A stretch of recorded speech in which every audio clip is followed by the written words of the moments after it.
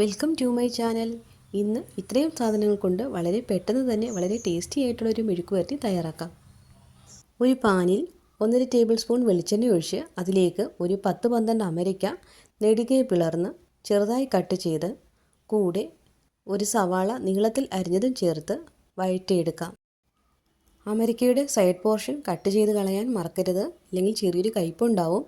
ഇനി ഇതിലേക്ക് 2 പച്ചമുളകും ചേർത്ത് കൊടുക്കാം. എരിവുള്ള പച്ചമുളകാണ് ഇട്ടേക്കുന്നത്. 2 മിനിറ്റ് അടച്ചു വെച്ച് വഴറ്റിയെടുക്കാം. സവാളയും അമരിക്കയും നല്ലതുപോലെ വാടിയിട്ടുണ്ട്.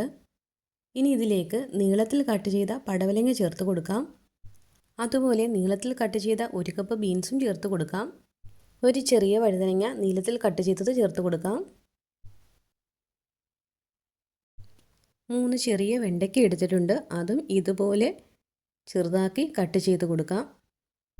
ഇതുപോലെ കട്ട് ചെയ്താൽ കുഴഞ്ഞു പോവുകയില്ല, അതുപോലെ പെട്ടെന്ന് വെന്തും കിട്ടും. അതിനാണ് ഇങ്ങനെ ചെയ്യുന്നത്. ഇനി 2 ചെറിയ ഉരുളക്കിഴങ്ങാണ്, അതും ഇതുപോലെ നീളത്തിൽ കട്ട് ചെയ്ത് ചേർത്ത് കൊടുക്കാം. അതുപോലെ 2 പച്ചത്തക്കാളി കൂടി എടുത്തിട്ടുണ്ട്. പച്ചത്തക്കാളി ഇട്ട് കൊടുക്കാൻ മറക്കരുത്. 4-5 വെളുത്തുള്ളി ഇതുപോലെ കട്ട് ചെയ്ത് ഇട്ട് കൊടുക്കുക. ഇനി ഇതെല്ലാം നന്നായി മിക്സ് ചെയ്ത് ഒരു 5 മിനിറ്റ് അടച്ചു വെച്ച് വേവിക്കാം.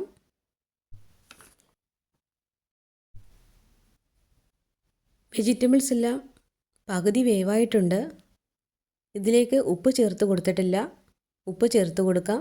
അതിനായി ഉപ്പ് നീരാണ് ഞാൻ ചേർത്ത് കൊടുക്കുന്നത്.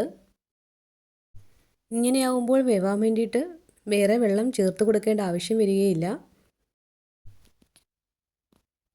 ഇനി ഇതിലേക്ക് കുറച്ച് കറിവേപ്പില കൂടി ചേർത്ത് അടച്ചു വെച്ച് വേവിക്കാം.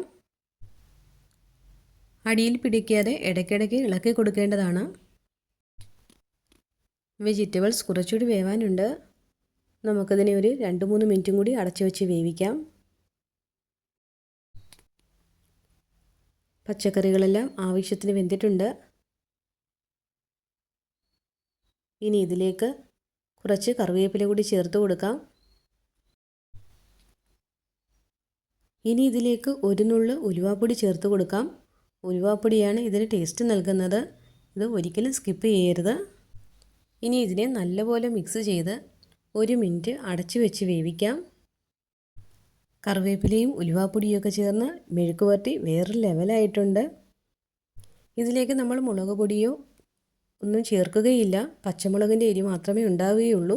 പച്ചമുളക് കുറവാണെന്നുണ്ടെങ്കിൽ നമുക്ക് 2-3 പച്ചമുളകും കൂടി ഇട്ട് കൊടുക്കാവുന്നതാണ്. വളരെ ടേസ്റ്റി ആയിട്ടുള്ള മെഴുക്കുവരട്ടി തയ്യാറായിട്ടുണ്ട്. എല്ലാവരും തയ്യാറാക്കി നോക്കണം. വീഡിയോ ഇഷ്ടപ്പെട്ടാൽ ലൈക്ക് ചെയ്യാനും സബ്സ്ക്രൈബ് ചെയ്യാനും മറക്കാതിരിക്കുക. Okay, thank you.